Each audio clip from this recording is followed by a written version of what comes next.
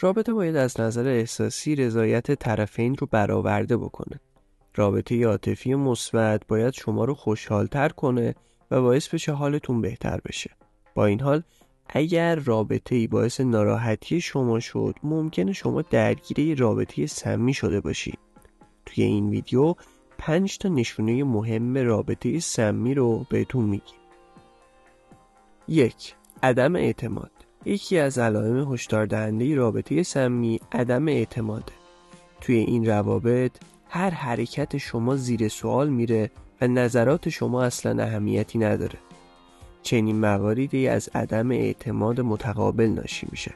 وقتی شریک زندگی شما به شما اعتماد نداره، توی تمام مسائل زندگی شما دخالت میکنه و این دخالت‌های زیاد ممکنه شما رو خسته کنه.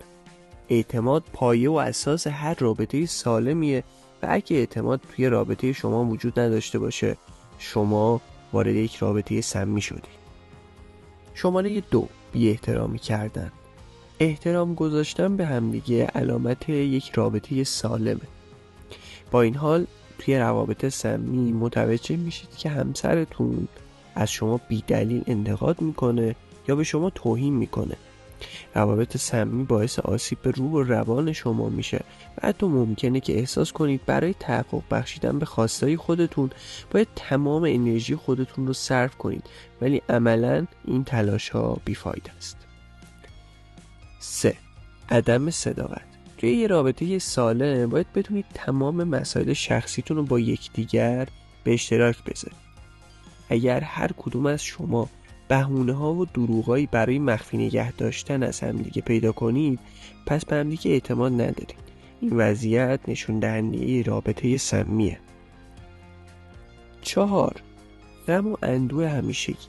اشکالی نداره که گاهی غمگین بشید، اما اگر این غم دائمیه و شما رو به سمت افسردگی سوق میده، به نظر میرسه شریک زندگی شما فقط به ناراحتی های شما اضافه میکنه و برای بهبود این قضیه تلاشی نمیکنه.